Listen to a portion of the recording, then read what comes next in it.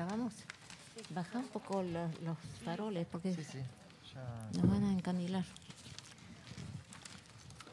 Buenas tardes a todos y todas.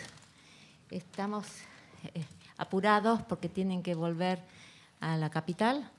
Se dieron cuenta que el conurbano es muy grande y mucha gente. Pero bueno, tienen que... arreglamos todo el mundo en la previa, pero bueno, les dejo a ellos y ellas, que son de la Unión Europea, para decirles qué vamos a cooperar, dónde vamos a hacer. Están los jóvenes y las jóvenes que estudian Relaciones Internacionales. Así que bienvenidos a todos y todas y bienvenidos a la Unión Europea con sus representantes. Muchísimas gracias. Dale. Bueno, ¿me escuchan? ¿Funciona? ¿Sí? Buenas tardes, soy Jordi García Martínez, soy el consejero político de la delegación o embajada, usamos indistintamente ambas palabras, de la Unión Europea en Argentina. Y bueno, estoy muy contento y de hablar en representación del grupo que hemos venido hoy a varios lugares del conurbano sur. Ahora hemos terminado aquí en Lanús, pero realmente estamos desde temprano por la mañana, primero en Quilmes, luego en Lomas de Zamora, ahora aquí. Y bueno, somos un grupo hoy de 15 embajadas, hay 14 países de la Unión Europea que están representados aquí, 4 que están aquí al lado de mí, que hablarán ahora luego, y los demás que están sentados ahí. Y bueno, faltan algunas embajadas, porque hay 21 embajadas de Estados miembros de la Unión Europea aquí en Argentina. De los 27 que somos, hay 21, que es mucho, es probablemente el país de América Latina, tal vez después de Brasil, donde hay más representación diplomática europea, lo cual, bueno, es prueba de los lazos tan fuertes, tan intensos que tenemos entre la Argentina y la Unión Europea, y históricamente, porque hay colectividades básicamente de todos esos países aquí en Argentina, y bueno, hoy en día también las relaciones siguen siendo muy cercanas, y bueno, siempre me gusta decir que en Argentina hay como mínimo 2 millones de personas que tienen un pasaporte europeo, que es enorme, es uno de los países del mundo donde hay más europeos con pasaporte y muchísimos millones más que podrían realmente aspirar a obtener la ciudadanía europea del país en general, muchos de la italiana, españoles, pero también de países más pequeños, Eslovenia, Chequia, también tienen colectividades grandes y muchos ciudadanos aquí. Hoy hemos venido a esta zona porque realmente no la conocíamos bien. Casi todos vivimos en capital, trabajamos en capital y es lo que conocemos mejor. Y bueno, decidimos que sería bueno ir a ver un poco también otras zonas del país. Y bueno, la más fácil, la más cercana era obviamente venir aquí. También tenemos planes de ir a otras provincias más alejadas de la capital. Nuestros jefes, que son los embajadores, aquí a quienes tienen en general es a los números 2 o número 3 de las embajadas, pero todos nosotros tenemos jefes que son los embajadores y ellos también hacen este tipo de visitas de vez en cuando, una vez al año, 2 veces al año a las provincias, ¿no? Para también ver un poco qué ocurre lejos de la capital. La idea nuestra hoy, y por eso estoy acompañado de varios consejeros, era que yo introducía, diría unas generalidades un poquito sobre la Unión Europea hoy en día. La charla la hemos titulado La Unión Europea hoy, desafíos, y estoy leyendo, y prioridades, sobre todo en materia ambiental, digital y derechos humanos. ¿Por qué esas tres? Bueno, no, me estoy avanzando. La Unión Europea, imagino que si muchos de ustedes son estudiantes de Relaciones Internacionales, sabemos que aquí hay una licenciatura, una maestría, no sé cómo lo llaman acá, en España sería licenciatura. Bueno, deben saber un poco lo que es y haber estudiado, probablemente hay alguna asignatura sobre Unión Europea, y abro un paréntesis, estamos muy dispuestos desde la Embajada de la Unión Europea y seguramente desde algunos de los Estados miembros a venir más venir y hablar más específicamente sobre temas que les interesen, sobre la construcción europea, integración, las instituciones europeas, la historia de la Unión Europea, lo que sea de Unión Europea y del rol que tienen sus Estados miembros en la Unión. Podemos venir un día, como parte de su licenciatura, digamos, y dar clases y explicar y tener más tiempo, porque hoy en efecto no tenemos, desgraciadamente, muchísimo tiempo. Bueno, cierro el paréntesis. Lo que quería decir es que ya me he perdido otra vez, pero bueno, como tenemos más de 60, 70 años de construcción europea, hoy en día somos 27, como saben llegamos a ser 28, un país, el Reino Unido salió hace un par de años, el famoso Brexit, y bueno, eso fue uno de los desafíos, porque el título tiene desafíos, es uno de los que quería mencionar. Voy a mencionar unos cuantos y luego para las prioridades serán mis colegas los que van a presentar cada una de ellas. Pero en términos de desafíos, y no voy a hablar mucho de la historia de la Unión Europea porque bueno, es demasiado largo, pero hoy en día los desafíos, en los últimos años, los desafíos que hemos tenido son varios. Y uno ha sido el Brexit. Hubo un momento en el, creo, 2016 o 2015, no sé cuándo fue el referéndum, que ganó por muy poquito, hay que decirlo, por 2 puntos a 1 punto ganó el Brexit. Mucha gente pensaba que la Unión Europea va a desmontarse, ahora va a haber Frexit, Dexit, Denmark Exit, Ital Exit, bueno, Grexit, Grecia también se hablaba en ese momento por la crisis que había financiera allí también.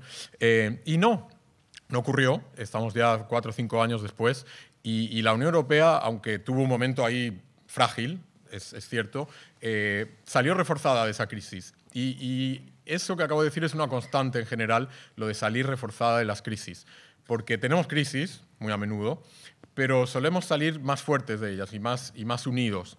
Y esto del Brexit fue el caso, salió quien quería salir, y fue una pérdida importante, grave, pero los que se han quedado creo que como más convencidos y más unidos y han, por ejemplo, estado negociando con el Reino Unido en común las reglas de cómo iba a ser el divorcio, digamos, la separación, y esa unidad no se rompió. Fue muy bonito ver, muy lindo ver que había una unidad, una unanimidad muy fuerte en cómo gestionar esa ruptura, ¿no? No nos dividimos a la hora de gestionar eso. Y voy a mencionar 2 o 3 temas que también nos han unido conforme ha ido pasando el tiempo, o también desafíos. Hemos tenido crisis financieras, la más grave última, digamos, fue la del 2008, que empezó en Estados Unidos y luego, digamos, se contagió Europa. Ahora también hemos tenido una crisis grave por el COVID, obviamente, pero bueno, ha sido muy temporal, ¿no? Fue un año, digamos, el año pasado sobre todo, y desde entonces ha habido una recuperación económica. Pero bueno, esas crisis, por ejemplo, nos llevaron de alguna manera al euro, que es un gran logro de la Unión Europea, como saben, casi todos los países lo utilizan en la Unión Europea, y algunos que todavía no, pero probablemente algún día llegarán a tenerlo también. Y bueno, la fuerza que nos da el euro en momentos de crisis, como por ejemplo el año pasado, de tener un banco central que emite moneda para todos y que es casi igual, yo diría igual de poderoso o más que la Reserva Federal de Estados Unidos, es algo que nos da como mucha seguridad y mucha confianza. Y hablando del COVID, por ejemplo, que ha sido una crisis importante, y al principio también nos pilló un poco frágiles, y muchos de nosotros, al principio, los países, cada uno a lo mejor iba por su lado, yo quiero hacer esto, yo voy a comprar material por aquí, voy a comprar medicamentos por acá, y no voy a cooperar mucho con mis vecinos. Eso fue el reflejo inicial, un poco de cada uno para sí mismo y no. Pero eso duró muy poco, duró 1 mes, 2 meses, y enseguida nos dimos cuenta que teníamos que cooperar, trabajar en común, y a partir de ahí la Unión Europea, sus Estados miembros, empezaron a invertir en investigación, en vacunas, en insumos médicos, en ayudar también a otros países del mundo a gestionar la pandemia. No solo era concentrarnos en nosotros, sino ayudar a los demás. La inversión que se ha hecho para las vacunas ha acabado beneficiando a todo el mundo, no solo a los europeos, obviamente. Y volviendo un poco al tema financiero, voy mezclando temas, pero durante la pandemia nos dimos cuenta que para salir de la pandemia había que hacer gasto público, había que endeudarse de alguna manera para que la economía se recuperara, y nos pusimos de acuerdo en una cosa que hace 4, 5, 10 años era como imposible, y era básicamente mutualizar la deuda. Antes cada país, digamos, tomaba su deuda y era responsable por su deuda. Ahora tenemos unos mecanismos según los cuales es la Unión Europea la que toma deuda en nombre de todos, y luego, digamos, distribuye esos fondos a los países dependiendo de sus necesidades, su población, su economía, etc. Y bueno, eso fue un paso muy importante. Había países reticentes a esta idea de mutualizar, y la crisis, digamos, nos obligó a tener ser imaginativos, a ser innovadores, a ser un poco más valientes a lo mejor y hacer cosas que nos daban miedo a algunos estados, a algunas personalidades. Y bueno, hoy en día lo tenemos y hay un plan de recuperación económica enorme de 750.000 millones de euros, que da casi vértigo el número de ceros. Es mucho dinero y ese dinero está ahí para que la economía europea se recupere. Y ese dinero se está tomando en deuda, como digo, mutualizada. Como otro gran desafío que sigue hoy en día, pero que también ha creado cosas muy beneficiosas, es el tema de la migración. A veces se califica a Europa como la fortaleza Europa, algo así como que no queremos que venga nadie, que hay vallas, muros, fronteras, etc. Bueno, personalmente pienso que eso no es así. Cada año, yo trabajé hace muchos años en el tema de la migración, cada año se instalan en la Unión Europea entre 1 y 2 millones de migrantes. Es mucha gente, también es verdad que la Unión Europea es grande y que somos 450 millones de habitantes, y luego viene mucha gente a estudiar, mucha gente de turismo, no somos esa fortaleza. Sí es cierto que hay un problema grave, en particular con la migración que viene del África subsahariana y de ciertos lugares de Oriente Medio, donde hay guerras, Irak, ahora Afganistán, Siria, la guerra siria, en el que veíamos estos dramas, estas tragedias realmente de gente cruzando el Mediterráneo, muriendo en esos cruces, pero también, y eso no se habla tanto, la Unión Europea puso a disposición, los Estados miembros, barcos, patrulleros que salvaban a esos migrantes. Obviamente había gente que moría y era muy trágico, pero los Estados de la Unión Europea hicieron muchísimo para que esas personas pudieran llegar a Europa y después, si necesitaban refugio, lo obtuvieran.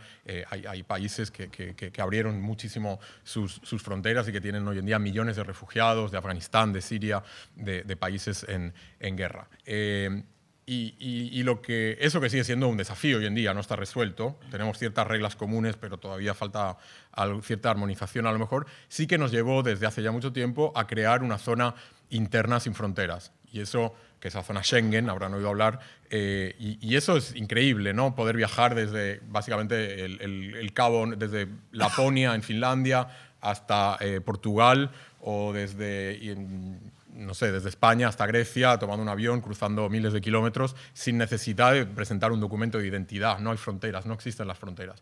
Y para ustedes que vienen de fuera, solo tienen que presentarlo al llegar. Si aterrizan en Madrid, lo presentan en Madrid y luego si siguen viajando a París, a Berlín, a Estocolmo, ya no hay un control más en toda la Unión Europea. Eso es un gran logro y bueno, ahora con la pandemia se restablecieron, hay que decir, durante un tiempo las fronteras, pero ahora que está terminando ya las estamos tirando abajo otra vez. Y bueno, ya voy a pasar la palabra a mis colegas, pero antes de eso quiero introducir el hecho de que desde que en la en la Unión Europea tenemos gobiernos que son cada 5 años, que están liderados por la Comisión Europea. La Comisión Europea de hoy en día, que la lidera una política alemana, Ursula von der Leyen, comenzó el 1 de diciembre del 2019. Fíjense que aquí el gobierno actual empezó el 10 de diciembre del 2019, o sea que casi el mismo día. Y bueno, ella y su equipo de 27 comisarios, hay uno por Estado miembro, que son como los ministros, aunque también hay ministros de los Estados miembros. No voy a hablar de las instituciones de la Unión Europea, es demasiado complicado para hoy, pero otro día venimos y damos una clase de instituciones europeas. Ellos determinaron, de acuerdo con los Estados miembros, que las prioridades para esos 5 años que iban a gobernar, y a más largo plazo incluso, porque eso va a seguir, eran los temas, formulados de otra manera, pero los temas de la charla de hoy. El Pacto Verde y toda la lucha contra el cambio climático y la protección de la biodiversidad y la gestión de los residuos y la protección de los océanos, todo eso se le pone un poco el nombre de Pacto Verde. Y eso es un poco la prioridad número... No tienen orden, realmente son las 3 muy importantes, pero bueno, siempre se la menciona como la primera. Porque si no tenemos planeta, no hay nada de lo demás tampoco. Y luego el segundo es la transformación digital. Que bueno, uno puede pensar que es algo como limitado, pero en el fondo está en todo en nuestras vidas, la pandemia lo ha demostrado incluso más, ¿no? Que es incluso la educación, bueno, esto que estamos haciendo hoy, que aún podemos hacerlo en presencial, no sé si está también en virtual, pero durante un año solo podíamos vernos por pantalla interpuesta. Está todo el tema de la robótica, la inteligencia artificial, la protección de datos, el control de las plataformas, Facebook, etc. Seguramente ahora los colegas van a decir algo. Esa es la segunda gran prioridad. Y la tercera es lo llamamos la protección de los, promoción, conservación de los valores europeos, donde entran, y de ahí el nombre de la charla, los derechos humanos como algo fundamental, la promoción de la democracia, el Estado de Derecho, la igualdad de género, y luego también ciertas consideraciones más económicas y sociales, ¿no? El hecho de que, bueno, en Europa en general el modelo económico es obviamente capitalista, pero también con un toque social muy importante. No es un capitalismo salvaje como el que puede haber en otros países, es un capitalismo donde el Estado también tiene un rol, donde hay una protección social, una educación pública, una sanidad pública en casi todos nuestros países, y eso también lo queremos promover y proteger. Así que, bueno, me quedo ahí. Y ahora creo que, no sé si Philip y Lisa, que van a hablar sobre todo de medio ambiente y cambio climático. Muchas gracias. Muchas gracias, Jordi. Sí, creo que es bastante obvio, ¿no?, que uno de los desafíos más grandes, no solo de la Unión Europea, al final de todos los países del mundo entero, es el cambio climático. Y así debe ser una de las prioridades principales de la Unión Europea. Estamos a muy pocas semanas de la Cumbre Internacional de Glasgow en noviembre, y es obvio y por suerte bastante consensuado que el mundo está calentándose rápidamente debido a la actividad humana. Así que, bueno, claro, es necesario reducir las emisiones. Y nosotros como Unión Europea, como Estados miembros de la Unión Europea, estamos entre los culpables. Nosotros en los países miembros hay industrias muy grandes y muy importantes, y el total de las emisiones de la Unión Europea, de todos los países juntos, representan alrededor del 8% del total mundial. Alemania solo casi el 2%. Yo soy de Alemania. Bueno, Argentina, si no me equivoco, o solo para tener una idea, debe ser alrededor de 0.6%, más o menos, ¿no? Bueno, la COP que tendrá lugar en Glasgow en noviembre de ese año, en la COP, la Unión Europea y todas las partes del Acuerdo de París deberían actualizar sus objetivos nacionales de reducción de emisiones. Hasta ahora, el objetivo de la Unión Europea ha sido de reducir las emisiones para 2030 de un 40%. Ahora, para Glasgow, ya anunciamos que el nuevo objetivo, vamos a ser un poco más ambicioso, el nuevo objetivo va a ser reducir las emisiones para 2030 en comparación a los niveles de 1990, de 55%. Eso es el nuevo objetivo. Además, queremos lograr la neutralidad climática completa de aquí a 2050. Sí. Nosotros estamos convencidos de que la reducción de los gases, de las emisiones, no necesariamente está en concurrencia con la economía. O sea, que un crecimiento económico no necesariamente tiene que ser un aumento en las emisiones. Desde nuestra experiencia en Europa, una transición ecológica va a crear empleo y muchas oportunidades de crecimiento sostenible.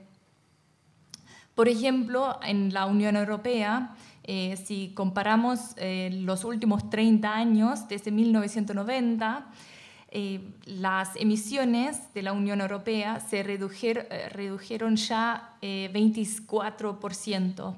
Y en el mismo periodo, nuestra economía creció 61%. Nosotros tenemos este objetivo de una reducción de 55% hasta 2030. Y es un objetivo que tenemos todo en común. O sea, en las cumbres climáticas, la Unión Europea tiene un objetivo en común y después se comparte dentro de los países. Y como no todos los países son iguales y tienen estructuras muy diferentes, después hay negociaciones dentro de la Unión Europea y hay ese esfuerzo compartido, después se reparte según capacidades, pero también de ambiciones y enfoques distintos que tiene cada país. Hay países que tienen industrias más pesadas, que tienen que bajar más las emisiones que otras. También se diferencia un poco la opinión política. En algunos países, como es mi país o también Alemania, hay partidos importantes, los partidos verdes. En Austria se fundaron en los años 80 de los movimientos ambientalistas. Y Austria, por ejemplo, es el primer país en el mundo donde tenemos el jefe de Estado del Partido Verde electo. Sí, hace 2, 3 años. Entonces, nuestro presidente, que se llama Van der Bellen, por ejemplo, todos los años hace una cumbre donde junto con Arnold Schwarzenegger, por eso está en los medios, a empresarios, políticas, activistas, así quiere forzar también ese tema dentro de su espacio político. Sí, sí, también en Alemania hay mucha presión de la sociedad civil en cuanto al tema. Seguramente siguieron que hubo elecciones en Alemania. Después de 16 años termina el gobierno de Angela Merkel, y durante las elecciones también el tema del cambio climático, la lucha contra el cambio climático ha sido uno de los temas principales, y el Partido Verde va probablemente a ser parte de un nuevo gobierno, y puede ser que cambiarán un poco los objetivos también de Alemania, van a ser un poco más ambiciosos, me parece. La idea hasta hoy en Alemania solo de reducir de 65%, un poco más que el objetivo común de la Unión Europea. Pero hay muchas voces críticas y hay investigaciones que indican que no se cumplirá, y que vamos a requerir más inversiones destinadas a la transformación energética, en medidas de modernización de la red ferroviaria, en la remodelación de edificios, por ejemplo, para hacerlos energéticamente más eficientes. La descarbonización de la industria pesada. En Alemania hay mucha industria pesada, y hay muchas voces críticas que dicen no podemos cumplir nuestros propios objetivos si no vamos a invertir un poco más en energías alternativas como la eólica, hidráulica, por hidrógeno, la electromovilidad y otras medidas. Y así que va a ser interesante ahora en Alemania cómo se construye el nuevo gobierno con el Partido Verde. Seguramente esos temas, los objetivos climáticos, van a figurar en el primer lugar en la agenda de un nuevo gobierno. A nivel europeo, para lograr el objetivo que tenemos todos en común de ser el primer continente con neutralidad climática en 2050, la Comisión Europea inició el European Green Deal, ¿no? el Pacto Verde de la Unión Europea. Es una diversidad de iniciativas para apoyar a los Estados miembros en la transición de Europa, de sus industrias, hacia una economía más eficiente en el uso de los recursos, una economía más moderna y más competitiva. Y durante la crisis del COVID-19 se decidió que también la recuperación, ¿no? de la Unión Europea del coronavirus debe ser una recuperación verde al final. Se estableció un plan de recuperación para Europa, un tipo de paquete de estímulo de un tamaño nunca visto antes, de 1,8 billones de euros. Y más de un tercio de esos fondos deben destinarse a este Pacto Verde, a medidas verdes. Este es el lado interno dentro de la Unión Europea, que es un lado de la moneda. El otro lado debe ser el apoyo a la realización en los países menos desarrollados, en el resto del mundo, para apoyar los esfuerzos y también la adaptación en estos países. Porque los países con menos poder económico se ven afectados más fuertemente por el cambio climático, por las catástrofes naturales, porque tienen menos resiliencia y no tienen la misma infraestructura. En las conferencias de México, que era Cancún 2010 y en París 2015, las grandes economías se comprometieron a aportar 100.000 millones de dólares por año hasta 2025, que es para países menos desarrollados y más vulnerables. La Unión Europea para este fondo cumple con sus promesas y aporta cada año 25.000 millones de dólares, o sea, es un cuarto de ese fondo. Sin embargo, no todos los países cumplen con sus responsabilidades. Sabemos que había una política de los Estados Unidos en este ámbito no tan ambicionados en los últimos años. Pero para Glasgow, la Unión Europea está dispuesta a aún aumentar su financiación, pero depende de los otros países y de la negociación. Pero podríamos aumentar 4.000 millones de euros aún más por año. Sí, como dije al inicio, que la Unión Europea representa más o menos el 8% del total mundial, así que no podemos actuar en forma aislada. Por eso también como Unión Europea animamos a nuestros socios a aumentar sus ambiciones en esta materia, y en la Argentina, que es un socio muy estrecho de la Unión Europea, de sus países miembros, estamos muy contentos de estar muy alineados, porque Argentina tiene un compromiso con el tema, está apoyando el Acuerdo de París, y nosotros apoyamos y reconocemos las iniciativas de Argentina también para ser un líder en la región en el tema. Como hemos visto recientemente, hubo una cumbre regional sobre el clima climático, y también la Unión Europea y los países miembros tienen algunos proyectos concretos acá en el país en cuanto a la adaptación al cambio climático y en apoyo a lograr los objetivos de París también en Argentina.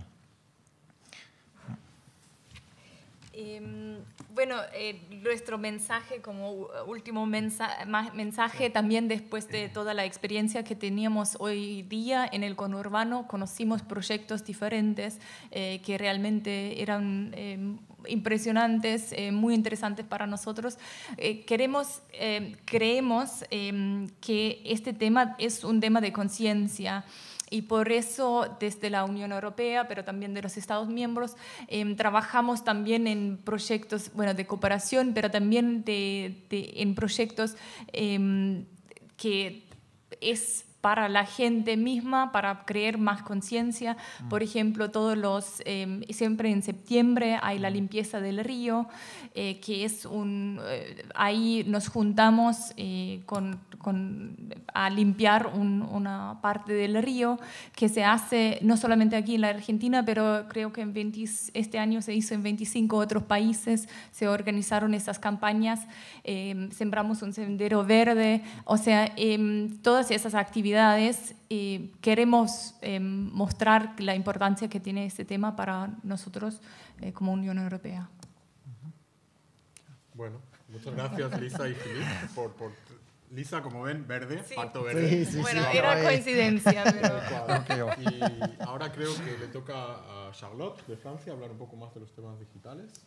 Muchísimas gracias. Buenas tardes a todas y a todos. Gracias por recibirnos. Es un placer estar en presencial por fin con ustedes. Sí, como lo dijo Jordi, la segunda prioridad de la Unión Europea es la transformación digital. Vemos que la revolución digital hoy en día es una realidad en todos los países. Cada uno de nosotros contribuimos todos los días usando Internet, comprando online, y también en la economía hay un inmenso potencial para nuestras economías en este sector. En Europa el sector digital es muy dinámico, muy innovador.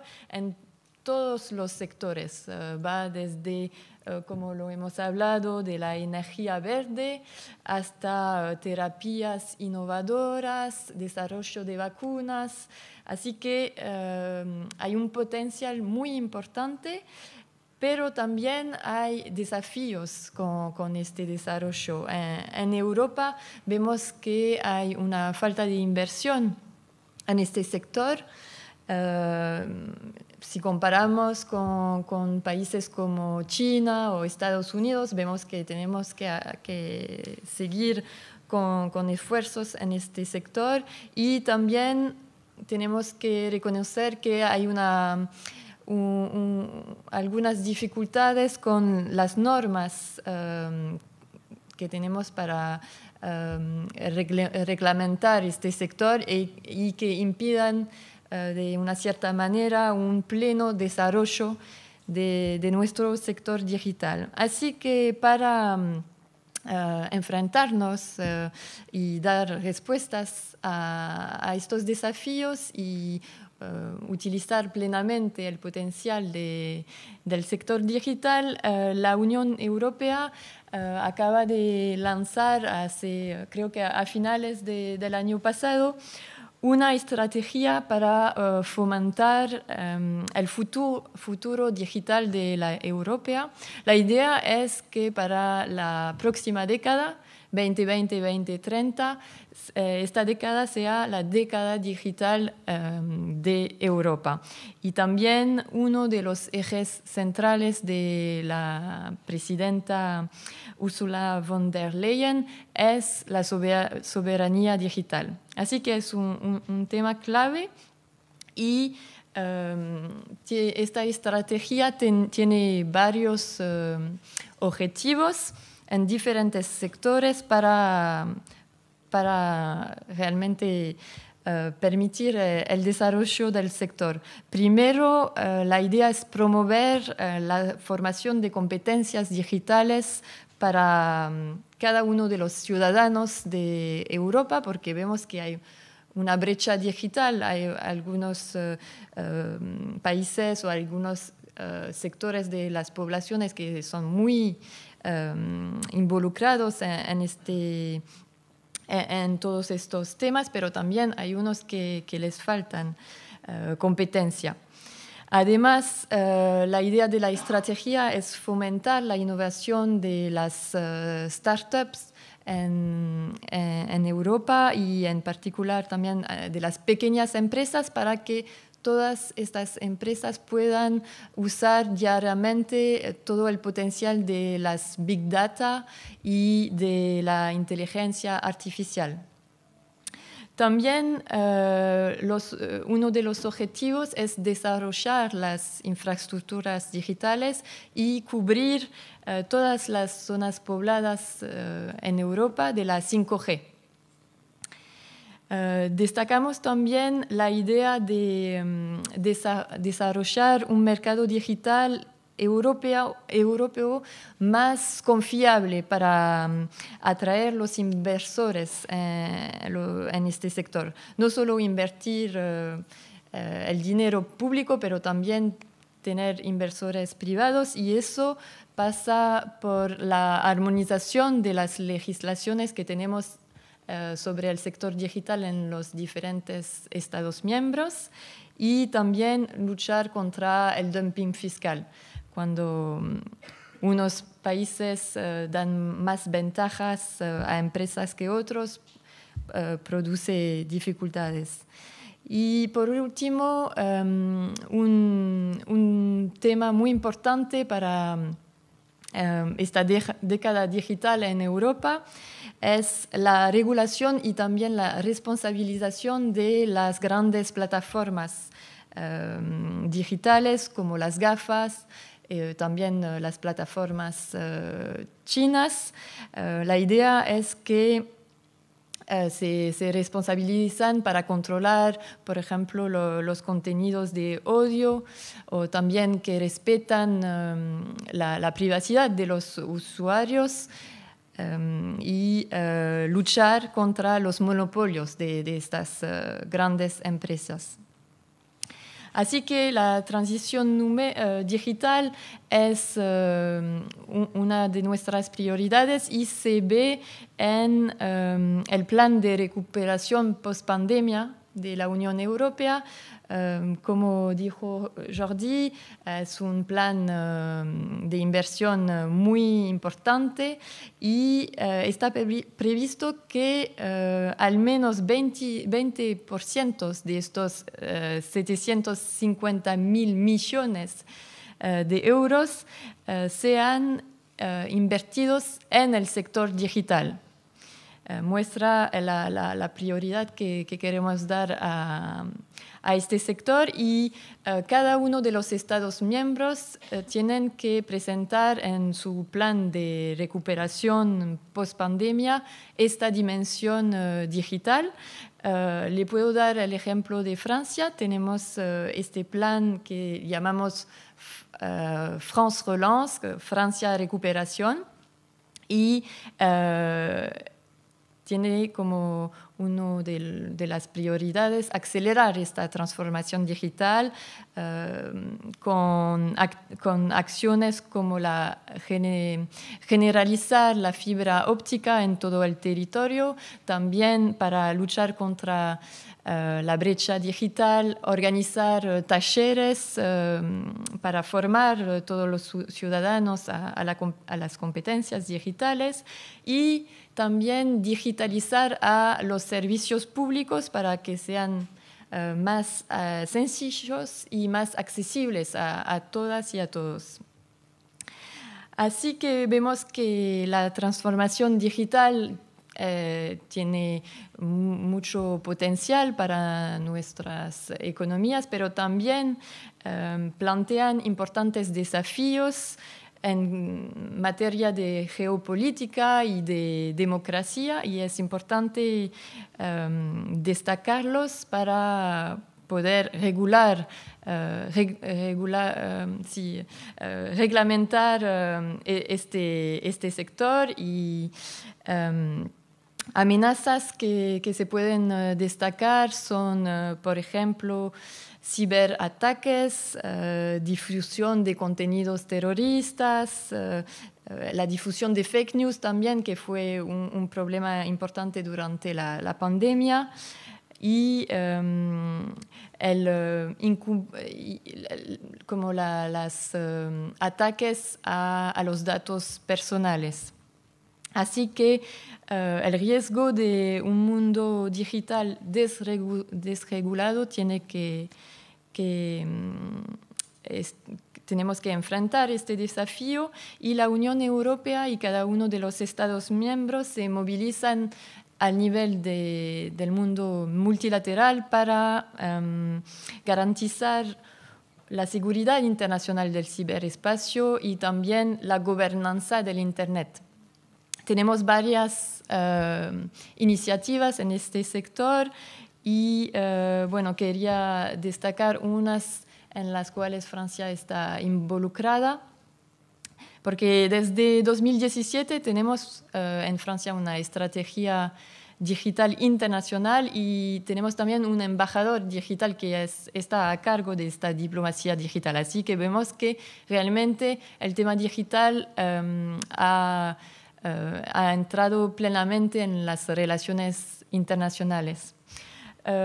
Una iniciativa que podemos destacar es el Pacto Mundial para la Inteligencia Artificial, que fue lanzado en 2019 entre Francia y Canadá y que ahora cada vez más atrae más países. Argentina está muy interesada en el tema y está considerando sumarse. Y la idea es de facilitar la elaboración de políticas públicas que permiten una inteligencia artificial centrada con respeto a los derechos humanos, porque vemos que puede ser algo muy valoroso y sinónimo de progreso, pero también puede causar problemas y así esto es el objetivo de este pacto. Última iniciativa que quería destacar es el Pacto por la Información y la Democracia. Este pacto se enmarca dentro de la Alianza para el Multilateralismo. Es una iniciativa franco-alemana que ahora une a muchos países y en particular a la Argentina. La Argentina también adhirió al Pacto Información y Democracia y este pacto trabaja en particular en la lucha contra las infodemias. Es un tema que nos parece muy importante para garantizar una información libre para todos. Así que sí, un sector digital con muchas esperanzas y también con desafíos que hay que tener en la mente y eso. Gracias. Gracias, Charlotte. Y bueno, como dije antes, yo brevemente, lo digital, que puede parecer así como muy esotérico, en el fondo tiene impacto en la vida de todos, todo el tiempo. Y tiene mucho impacto, y ahí ya entramos en el último tema que vamos a tocar, en los derechos humanos, ¿no? Porque un ciberespacio no regulado y unas plataformas... Antes, no sé si todo el mundo lo comprendió, lo clarifico, cuando Charlotte dijo las gafas son Google, Amazon, Facebook, todas estas empresas, grandes empresas que controlan casi todas las grandes plataformas. Entonces, si estas empresas nadie las limita y nadie les pone algo de freno, nuestros derechos humanos de todos, bueno, van a sufrir. Pero para derechos humanos, y también en particular, él va a hablarse de la política de género. Como buen sueco, Suecia, gran líder de políticas de igualdad y de género, Andreas nos va a hablar de estos temas para concluir la charla de hoy. Gracias. Muchas gracias, Jordi, por la introducción. Estoy consciente que no es tan fácil necesariamente ser el último a hablar después de una jornada que por lo menos para nosotros ha sido bastante larga, así que voy a intentar ser breve, pero al mismo tiempo me toca hablar sobre un tema que me interesa a mí, le interesa muchísimo al país que represento, a Suecia, y obviamente también a la Unión Europea. Así que también voy a entrar en algún detalle sobre estos aspectos. Como punto de partida, quería destacar de que algo tal vez obvio, que la Unión Europea es un proyecto eminentemente multilateral. Nacimos del multilateralismo y la agenda actual es defender un mundo multilateral basado en reglas. Pensamos que esto es algo que está cobrando cada vez más importancia a nivel mundial. Y bueno, hablando de reglas, pensamos que hay pocas reglas más dignas de proteger y promover que los propios derechos humanos.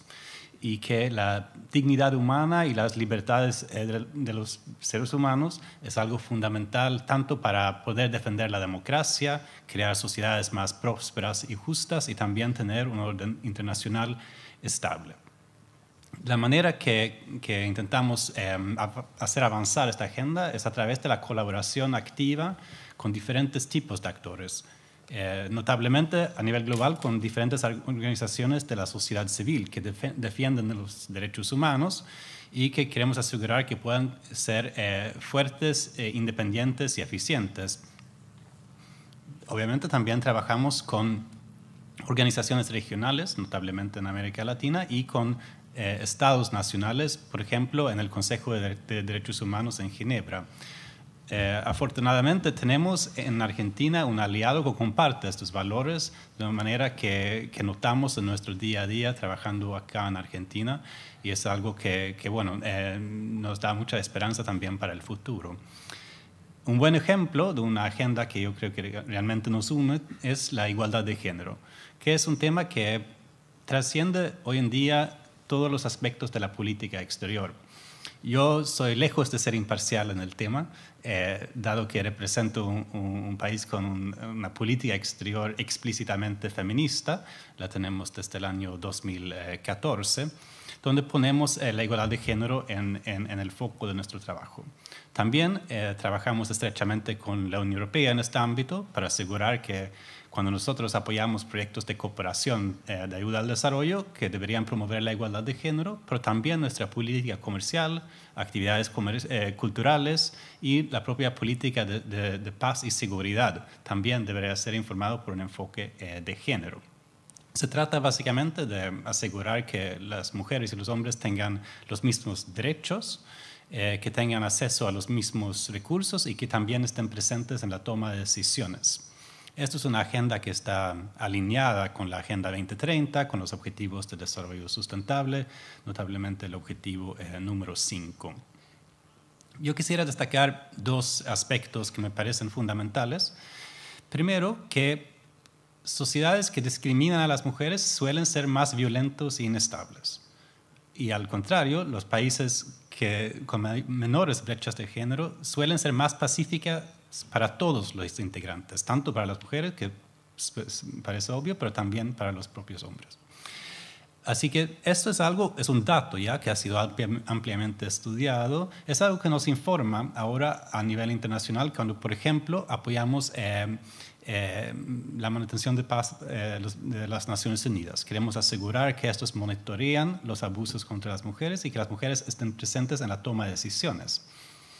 También cuando apoyamos negociaciones de paz a nivel internacional, en esta región tenemos uno muy importante que es la de Colombia, queremos asegurar que las mujeres estén presentes en la mesa de negociaciones y que los temas de género tengan un papel, un rol destacado. Y esto es algo que lo hacemos porque pensamos que es correcto, pero también lo hacemos porque hemos llegado a saber que es algo inteligente, porque los acuerdos de paz donde las mujeres han participado en la negociación duran más en el tiempo. También acá en Argentina, la Unión Europea trabaja activamente en la lucha contra los femicidios, junto con las Naciones Unidas y el gobierno a nivel nacional y también con varias provincias, que es otra cara de esta lucha contra la violencia y crear una sociedad más pacífica para todos los integrantes.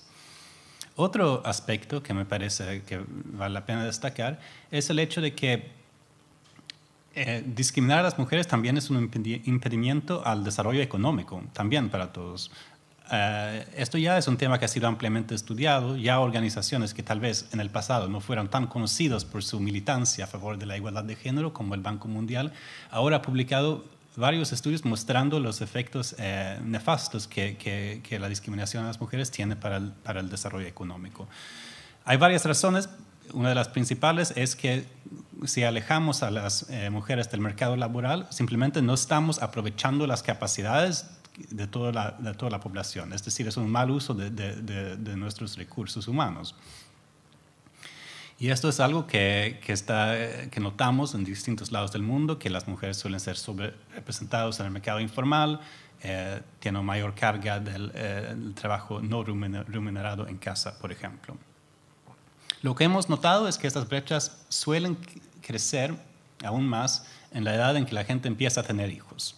Y bueno, como representante del gobierno sueco no puedo dejar de mencionar el hecho que ha sido una política muy positiva para nosotros, que son las licencias parentales, que implica que tanto los hombres, los padres en este caso, y como las madres pueden quedarse en casa a cuidar a sus hijos.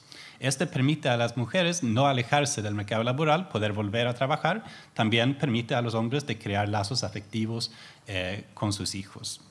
Esto ha sido algo que ya llevamos a cabo desde los años 70, así que ha sido ya más que posible estudiar el tema.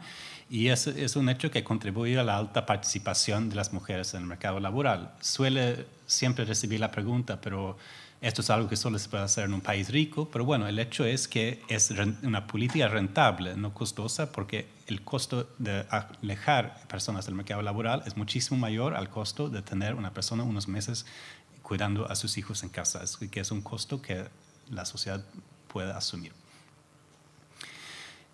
En este ámbito hemos trabajado activamente con Argentina y es algo que noto día a día, notablemente. Creo que es la próxima semana que la Cancillería argentina tiene un seminario sobre la política exterior con perspectiva de género. Esto es algo que he visto crecer durante los años que ya llevo en Argentina, que es un tema que ha cobrado más importancia.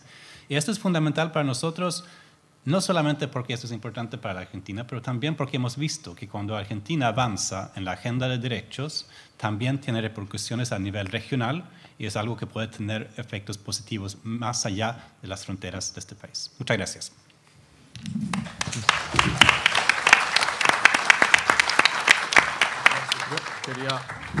Quería simplemente terminar como resumiendo un poco y completando un elemento de lo que ha dicho Andreas sobre derechos humanos, el hecho de que con Argentina trabajamos muy bien, él acaba de dar la prueba en el tema de género, pero bueno, hoy mismo en Ginebra, en el Consejo de Derechos Humanos, que seguramente habrán estudiado, van a estudiar, Argentina, que ya era miembro, hoy ha sido reelegida como miembro para los próximos 3 años.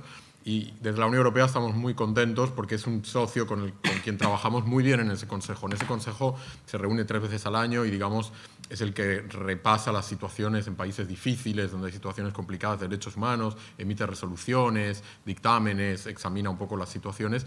Y puedo decir, y con el grupo que estamos aquí, cada 3 meses 3 o 4 meses vamos a Cancillería a hablar de estos temas con la Dirección de Derechos Humanos.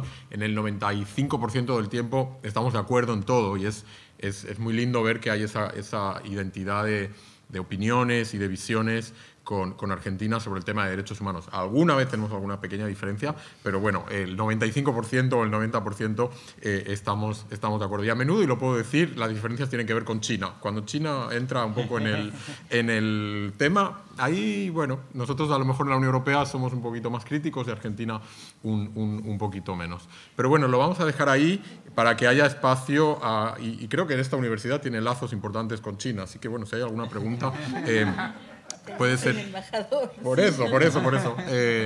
Creo que tenemos, y quiero agradecer a mis colegas porque realmente nunca habíamos hecho esto, esta exposición coral, y creo que lo vamos a repetir. Yo soy fan de volver a hacerlo aquí o en otros lugares. Pero bueno, si mis compañeros, yo les prometo que a las 9 en punto estamos en Recoleta de vuelta. He visto, Google dice 40 minutos de vuelta, así que tenemos 20 o 15 para preguntas y respuestas o comentarios de la rectora. Lo que yo quisiera decir es agradecerle a todos los representantes, consejeros y embajadoras y etcétera, de la Unión Europea. Creo que tienen mucho que pensar ustedes y las estudiantes de Relaciones Internacionales. Cuando decía Andreas que la igualdad de género es posible, pero nosotros todavía estamos atrasados. Por ejemplo, desde que me nombraron rectora, organizadora, me decían, ¿qué vamos a hacer con eso de que sos mujer? Yo no voy a hacer nada, le digo, pero ustedes hagan lo que quieran. Pero la verdad que está ahí en la sala, fui la primera mujer que fundó una universidad. Pero la verdad que faltan mujeres en todas partes, en los sindicatos, en los rectores, rectoras, etc. Faltan muchas mujeres, no es equidad por el momento. Por eso le mostraba a Rubén Eguilein la foto de los sindicatos y los rectores. Estaba solo yo en la CGT. Bueno, es imposible así, pero... Nosotros queremos la igualdad de género, pero le agradecemos mucho a todos y todas porque se vinieron acá a Poncho, digamos, y tienen que llegar a Capital.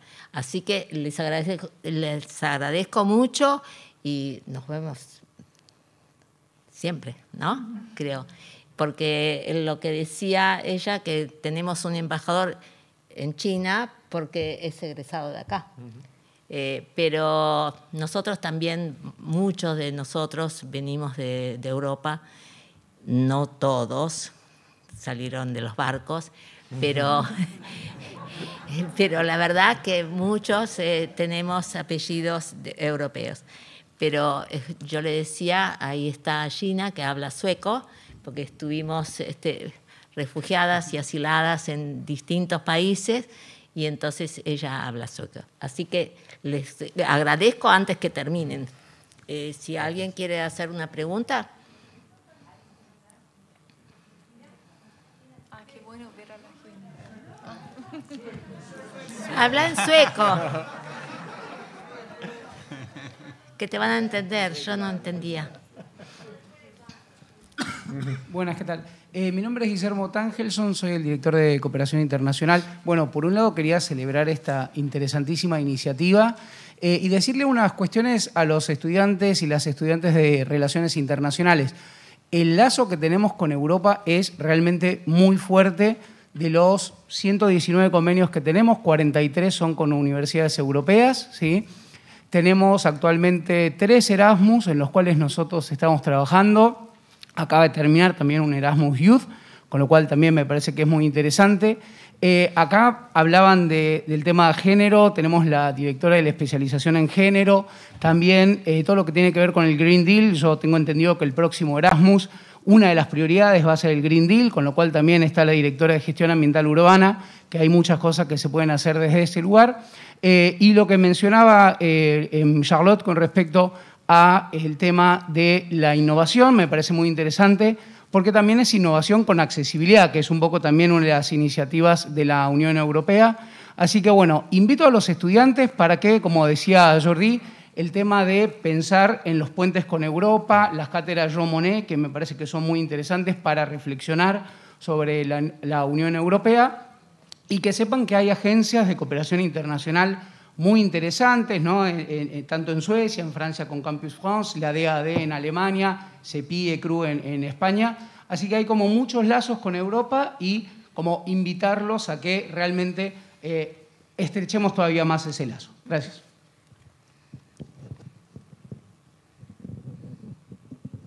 Bueno,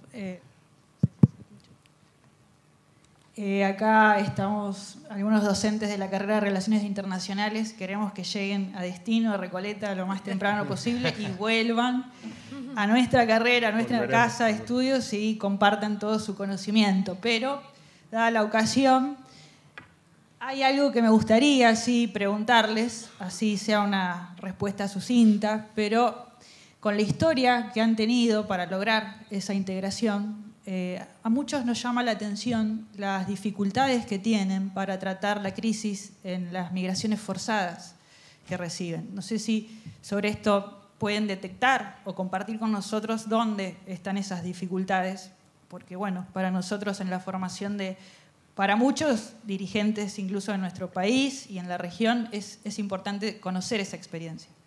Gracias. ¿Hay alguna pregunta más y luego tal vez respondemos en conjunto? No nos llegan. Acá hay uno.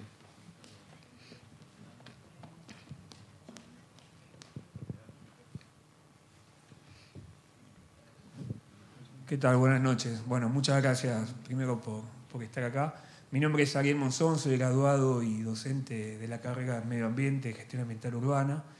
Y un poco lo que quería hacer como un comentario y también como pregunta, a ver la perspectiva que tienen ustedes, es siempre que se habla de medio ambiente, en especial en los países como los nuestros, se habla de medidas de adaptación o se trabaja sobre las consecuencias y no por ahí sobre las causas, ¿no? Y por ahí empezar a enfocar quizás los subsidios o la asistencia a una industrialización que tenga incorporado una industrialización ambiental, quiero decir. O sea, tecnologías limpias aplicadas al desarrollo industrial y no trabajar sobre las consecuencias, sino sobre la causa que nos permita desarrollarnos industrialmente mejor. Es eso, nada más. Gracias.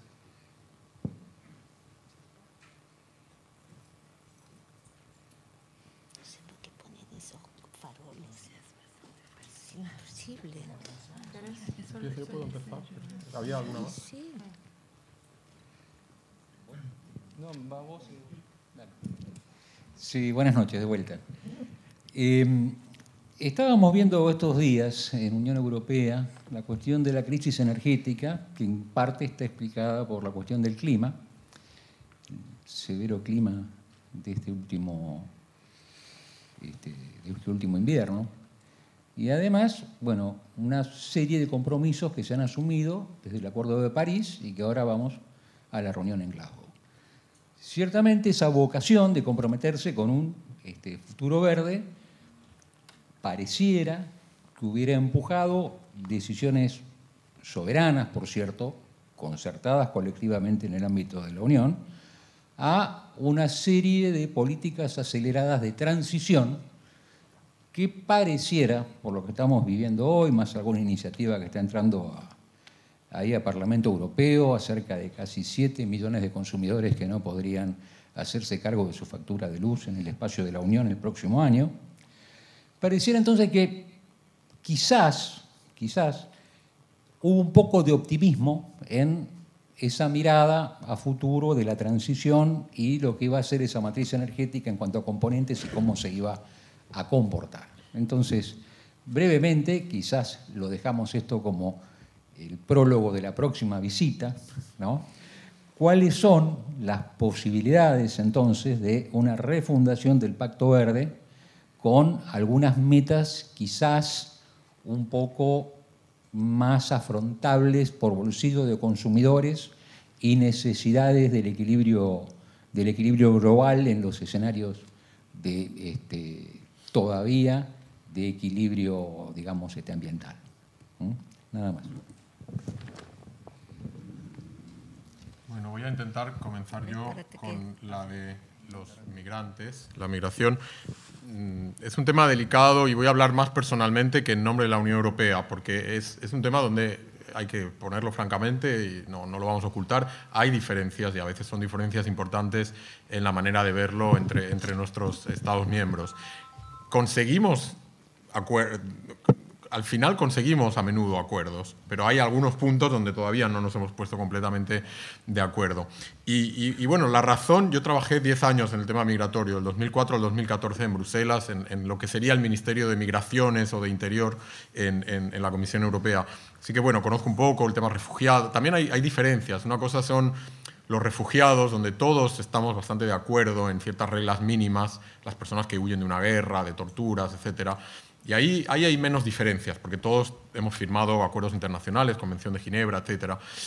Donde puede haber más diferencia, a lo mejor, es en el tema de cómo tratar al que viene, al migrante económico, ¿no? Donde hay países que dicen, no, yo no necesito o no quiero estas personas, y tienen derecho un poco de alguna manera, a decir no.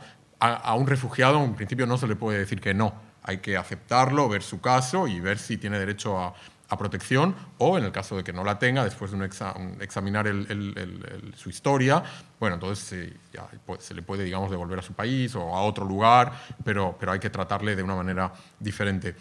Yo quería algunas reflexiones, y no voy a solucionar el tema ahora, pero hay que saber que en Europa las sociedades tradicionalmente, contrariamente a la Argentina, eran sociedades de emigrantes. Por eso la Argentina está llena de europeos, porque nos íbamos nosotros. Y esto cambió en los últimos, 40, 50 años.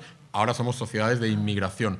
Y ese paso de salir a recibir, bueno, está costando, no ha terminado todavía, pero bueno, es un cambio importante de paradigma y la gente, bueno, le puede costar a ciertos sectores de la población ver extranjeros que no hablan el idioma, que son completamente diferentes, religiones diferentes. Y bueno, entra el tema del racismo y la xenofobia también, desgraciadamente eso existe, y eso hay parte de la población que tiene esos sentimientos.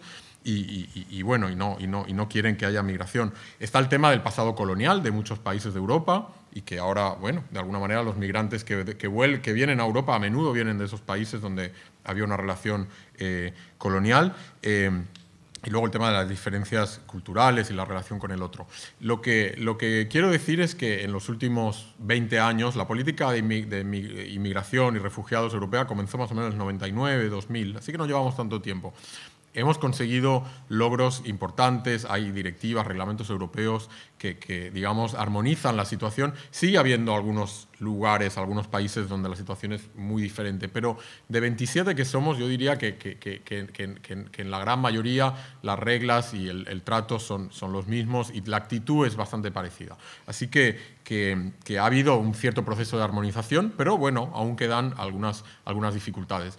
Estas dificultades son más claras cuando hay crisis importantes, como cuando vienen de golpe 2 millones de refugiados de la guerra de Siria, y espero que no ocurra, pero podría ocurrir que ahora lleguen 1 millón de afganos, porque Afganistán, como saben, está en una situación muy difícil, y son en esos momentos de crisis donde a menudo, bueno, hay disputas, puede haber peleas entre los países de la Unión Europea, que estamos aquí, entre cómo tenemos que gestionar eso, si tenemos que cerrar la frontera, abrirla, ser más generosos, menos generosos. Pero bueno, vuelvo a repetir, con esto ya termino mi respuesta, que siempre el tema de los refugiados, ahí sí que hay menos diferencias y hay más armonización. El tema de la migración económica es donde hay más diferencias. Y también el tema de cómo integrar a esas personas. Hay países que piensan, bueno, es mejor que cada uno conserve su identidad, etcétera, y hay otros países donde a lo mejor promueven más una especie de uniformidad y que todo el mundo hable el mismo idioma y siga las mismas costumbres y eso. Está el tema de la multiculturalidad versus cierta homogeneidad, ¿no? Y bueno, son modelos diferentes y ambos pueden tener ventajas e inconvenientes. Pero bueno, eso merece una sesión especial, un día, de hablar de las migraciones, e incluso podría ser interesante tener a algunos de nuestros colegas con visiones a lo mejor más restrictivas o con visiones menos restrictivas y sería muy interesante tener ese debate entre nosotros también, ¿no? Y eso en Bruselas ocurre muy a menudo, todos los días está ese debate, pero sería interesante tenerlo también con ustedes. Pero dejo a mis colegas también hablar de estos temas otros de cambio climático. ¿Puedo yo tal vez de la segunda pregunta sobre adaptación o mitigación?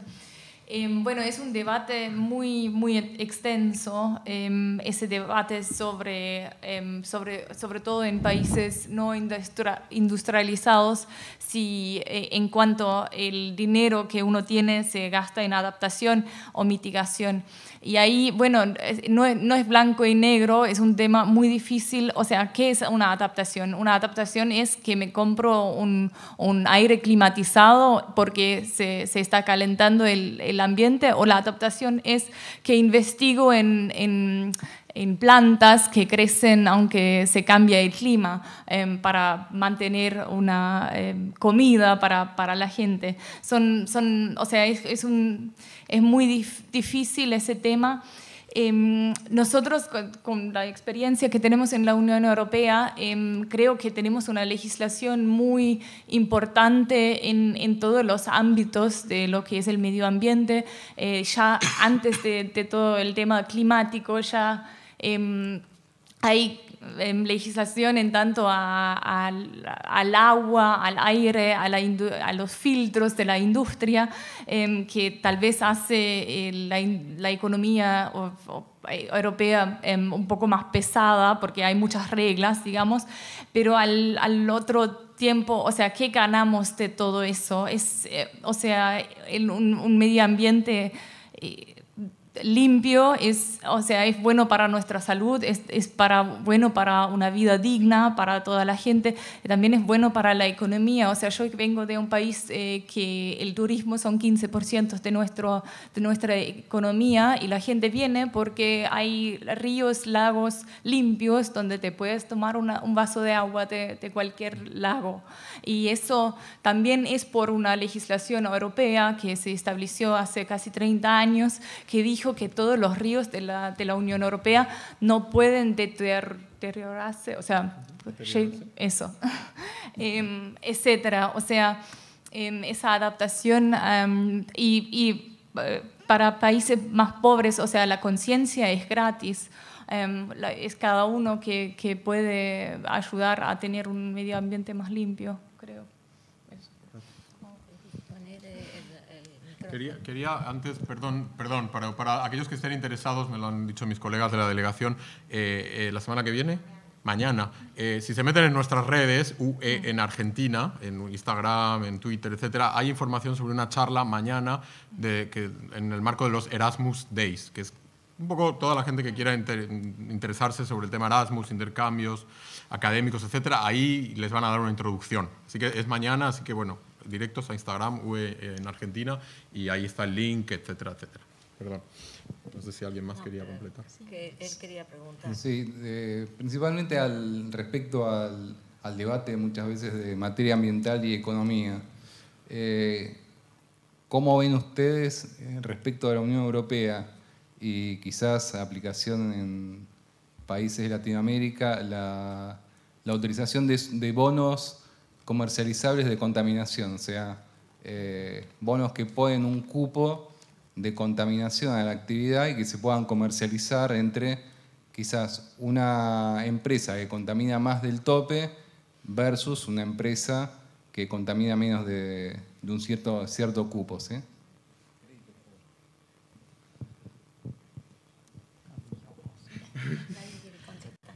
Si es útil o no es útil, o sea, si sirve o no. O sea, en la Unión Europea tenemos un sistema de trading. Eso cubre ciertas industrias, o sea, no cubre las industrias pequeñas, sino es a partir de cierto nivel. Ellos están dentro de ese sistema de trading, ETS se llama, o sea, European Trading System. No. Emissions Trading System. Emissions Trading System. Y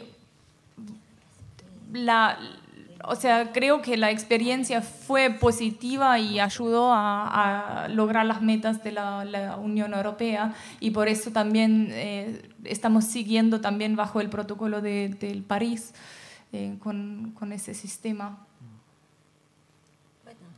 Me preguntaba la rectora una pregunta muy curiosa. Decía, ahora que el Reino Unido se ha ido, siguen hablando inglés más que antes, me parece. Y de hecho, con más razón, porque ahora sí que es la lengua, aparte de los irlandeses y un poquito los malteses, realmente hoy es lengua franca. Hoy no hay nadie en la Unión Europea cuya lengua materna sea el inglés. Bueno, algunas excepciones, obviamente, pero con lo cual hay más razón de usarla. Yo sé que Charlotte de Francia promovería, o Francis de Bélgica promoverían el francés, o Philippe y Lisa el alemán, pero en el fondo el inglés cada día se usa más en las instituciones europeas y en las negociaciones europeas, y cada vez usamos menos traductores. De hecho, hay muchas reuniones que ya no... Antes había traductores en las salas, y hoy en día en el Parlamento Europeo, en el Consejo, a menudo ya ni hay, y todo es en inglés. Es un proceso hacia el tiempo. Pero bueno, acá decimos el que domina, nomina, así de clarito. Igual hay que decir que aquí en la Argentina todas las reuniones que tenemos dentro de la Unión Europea es en español. Son en español. Sí. Bueno, muchas gracias. Gracias. Y los esperamos. Vamos a estar hablando con Rubén para volver y hablar de más cosas. Tienen que llegar. Muchísimas gracias. Gracias. No sé qué voy a hacer, apagar esos paneles. Andrea hat das auch gesagt in Harvard. Bueno, rectora, muchísimas gracias. Que domina, nomina. Nos ha encantado su casa. Sí, realmente Volveremos con más tiempo para ver. Muy impresionante. Realmente quedé fascinada de la buena infraestructura que tiene. O sea, está todo limpio, todo mantenido.